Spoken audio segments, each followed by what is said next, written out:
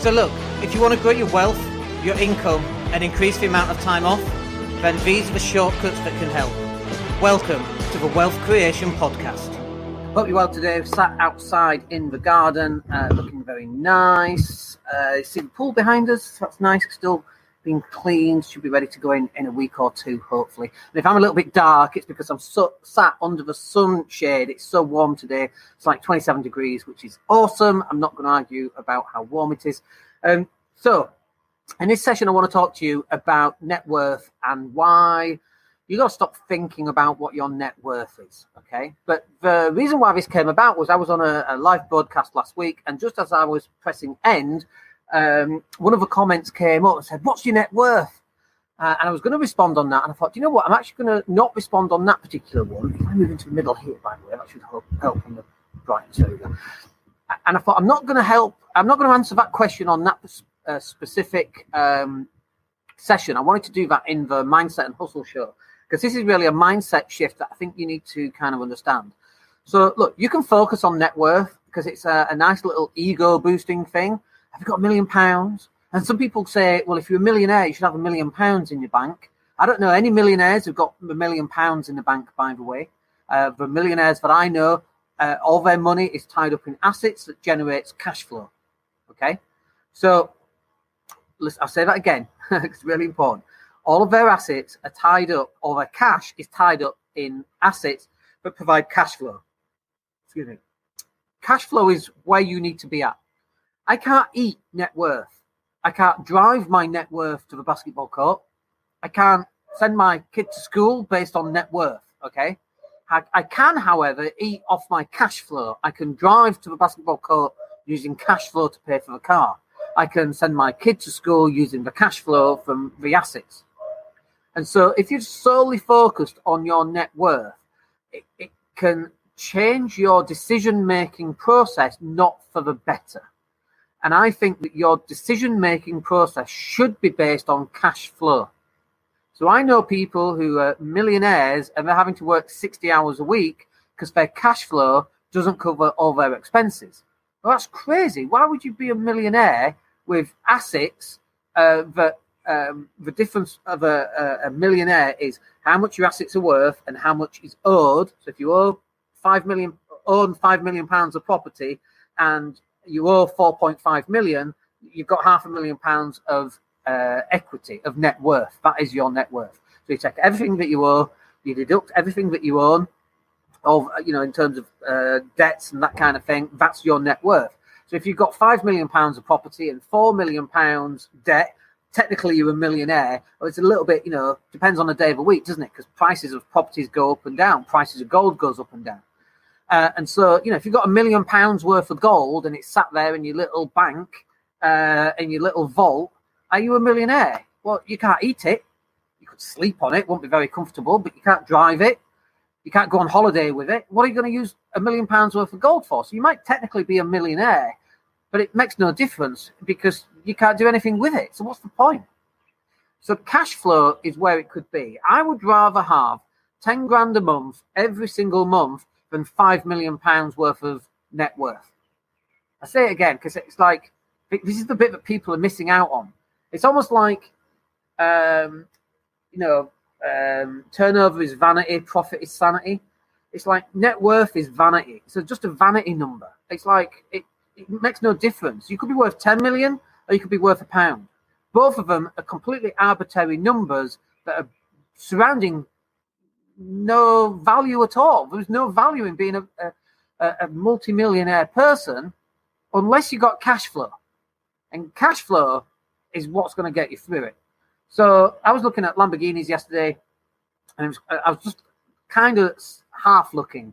I was kind of thinking, ooh, Lamborghini, ooh, like you do, okay? And then kind of like, I'm 47. By the time the Lambo's paid off, it's basically 20 grand down, £1,000 a month, over 4 years. And then I'm like, in 4 years' time, I'm going to be like 51, 52, climbing out of a Lamborghini with my bad back and my knees not working properly. And, it's nice to have one, but seriously? I just had the conversation this morning of what an idiot you look at age 51 driving a Lamborghini.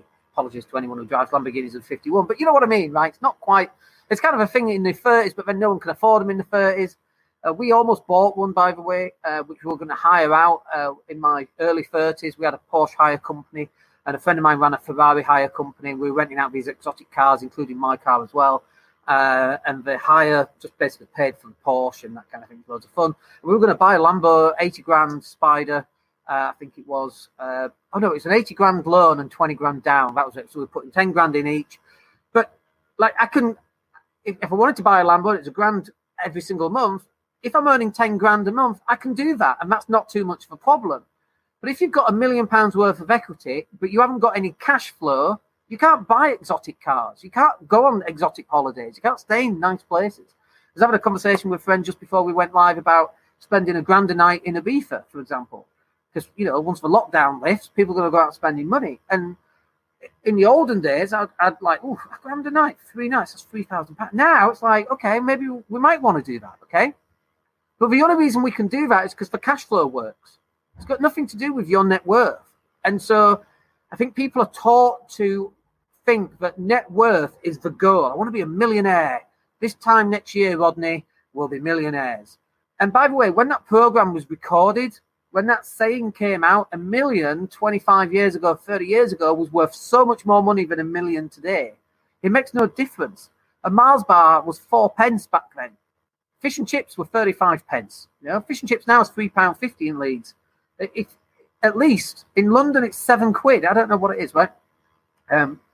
Fish and chips. Missing English food right now. But it's irrelevant what your net worth is if you can't have any cash to afford the stuff that you want. It's completely irrelevant. And so actually we're looking now, do we continue paying down the mortgages on properties, which are Bank of England base rate right now is 0.10%. 0.1, not even 1%, 0.1%. So I could take the money that we're generating every month and use that to pay off more debt off the properties. But actually, what's the point? Including the bank's little bit, plus the Bank of England bit, you're talking about 2% maybe. What's the point on paying off £100,000 when it's going to save you £2,000 a year? Just doesn't even make sense, does it? Whereas you can put that £100,000 into something that's going to generate more cash flow, £5,000, £6,000, £7,000 every single month. And by this, I'm talking about investing in business or mini HMOs or anything that generates cash. And actually, that's what we're going to do. We're not going to pay down the rest of the mortgages just yet. A couple we might do because they're going to need to be refinanced fairly soon. Next 5 years to 7 years, I should say. But actually, we might just pay them down completely. 120 grand here, 120 grand there for those ones that are coming to the end of their mortgage term. We might do that. So that gives us 5 to 7 years to work out, okay, we've got 5 years, let's say £250,000. What are we going to generate to pay that off? What business are we going to invest in? What are we going to create asset-wise? We've got a business that's going through right now that turns over about £2 million a year. And we should have completed it in April. It's a business that we're buying. And obviously coronavirus, everything's kind of locked down. So we're not able to complete on that. It should happen in the next couple of months, hopefully. And the whole point of that is to generate cash flow, to move that cash flow into the next thing. You see, when you get beyond the point of having to get up and go to work to have the money coming to pay for your house and your bills and your car and your petrol, when that's covered, and that's the whole point of investing in assets in the first place, when that's covered, then you can move on to the more interesting stuff. And actually, a game that I'd highly recommend is Robert Kiyosaki's CASHFLOW 101. Has anybody played that game? I played it, last played it in Santorini at an event called Billionaire Bootcamp with Chris Howard. And I played this game lots and lots of times. And by the way, if the screen's going dark, it's because I'm moving in and out of sunlight and things. But we played that game, like, it must have been 2 or 3 years ago. And I've played that game 10 years ago. And I still get fresh learnings about what I should be doing with money, where I should be moving it, about the importance of cash flow instead of net worth. Net worth doesn't mean anything. It's just a bit of something on a piece of paper. I saw Kanye West complaining because he was now a billionaire, but he's like, no, it's 3 billion. It's like, nobody cares if it's 1 or 3 billion. It's like, there's only 2 billion difference. Getting to the billion, that's the key. But like, why is it the key? It's not the key. Being a billionaire doesn't pay for your yacht. It's the cash flow that pays for the yacht. So you've got to focus on the cash flow. And again, this is, revenue is about vanity. Revenue is about Well, we're doing £1 million a year. Great. How much money are you making? What's your cash flow every single month? Can you spend £1,000 a month on a Lambo? And think about this, by the way. If your company's doing £1 million a month, you should be able to spend £1,000 on a Lambo, because it's, as a proportion of £1 million revenue, it's a tiny amount. But you can't do it if the business isn't making any money. If a business doesn't make monthly cash flow, you can't do any of that. And I'm not saying, by the way, that you should even be going out and buying Lambos. You should be going out and buying assets to generate more cash, and the cash that is generated from the assets, like property, that's the money that you use to buy the toys. You don't buy toys using cash flow from a business.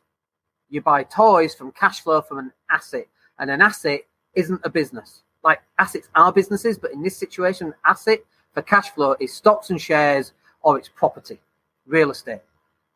Or it could be something that you put money into and it generates a cash flow monthly, then you can do it.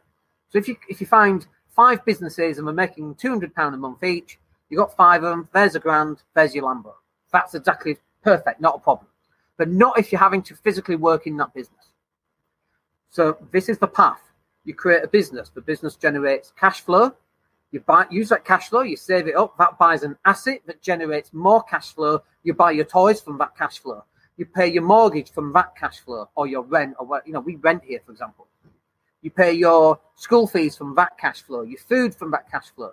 You don't buy toys or stuff or phones with cash flow from your business. Like, unless it's specifically for the business and it's a business phone or something like that. It's totally the wrong way of doing it. So you generate cash in a business, you move that cash into assets, and the assets pay for your lifestyle. The reason why we do this is that your assets will always be there in the next 25, 30, 40, 50 years, and then you can put them in a trust, and then you can pass them on for generational wealth.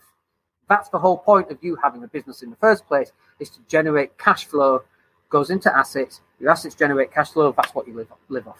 And I can say this till I'm blue in the face, and I still see people. I mean, obviously not everyone listens to me, but very few people do. But I see them, they're buying exotic cars using cash flow from the business, and things are going great this year. And then coronavirus hits and they've lost everything. And you could say, well, Dan, it's the same on property. Our property's doing all right. I've had a couple of obstacles, but generally, on the whole scheme of things, our assets that generate our lifestyle, it's done all right. With payment holidays if we need them, but generally, we're 93% up on last month. Not up, we're 93% of rental income, but expected 93% of that came in, which is all right. We can live with that. And we've got 2 empty flats right now, and I'm hoping we'll get those rented one way or another. So, those assets are still performing perfectly. Businesses, however, this is another reason for having multiple businesses in different formats. As long as you're not running each business and you have to be physically there in the office, then you running several businesses is going to work just fine for you. So what you should be doing right now, what you should be focusing on is not net worth. What you should be focusing on is, how can I increase my cash flow in my business to generate savings over the next 12 months that I can then buy an asset, and then the asset is what I live off. Let me give you another example. Let's say you love Starbucks coffee and you want to have a lifetime supply of Starbucks coffee. Okay, so I don't know how much money you spend. Let's just say you spend you buy 2 coffees a month from Starbucks. Let's just say, I can do the maths on this one. Put £1,000 into AT&T. They pay a 6% per year dividend. That's £60 a year. Divided by 12, £5, £2.50 a coffee. 2 coffees a month, and it's completely paid for the rest of your life. £1,000 will give you 3 coffee for the rest of your life. Imagine that. Then imagine, and I don't agree with, by the way, with buying stocks in petroleum businesses. But let's say you bought BP and you bought £20,000 worth of BP. I don't know what the yield is on BP, but you could get 3 petrol for life because you put a big lump sum into BP. That pays you a quarterly dividend, or a bi-yearly dividend, or an annual dividend, and you spend that money on your petrol. That's your petrol fund. You never have to buy petrol again because BP are basically paying you every year that you can then spend on petrol. That's how all this thing should work. So the lesson from this Don't focus on net worth. Focus on cash flow. Build your cash flow up from your business. Move that cash flow into assets. Live off the money from the assets. And that will do us for today. Hope that's useful for you. We'll catch up with you on Monday in the Business Growth Show. My name's Daniel Latto. Have yourselves a good weekend. I will speak to you soon. Take care. Hey, it's Dan here. Thank you for listening. Really appreciate each and every one of you. Please click like or subscribe to the entire podcast.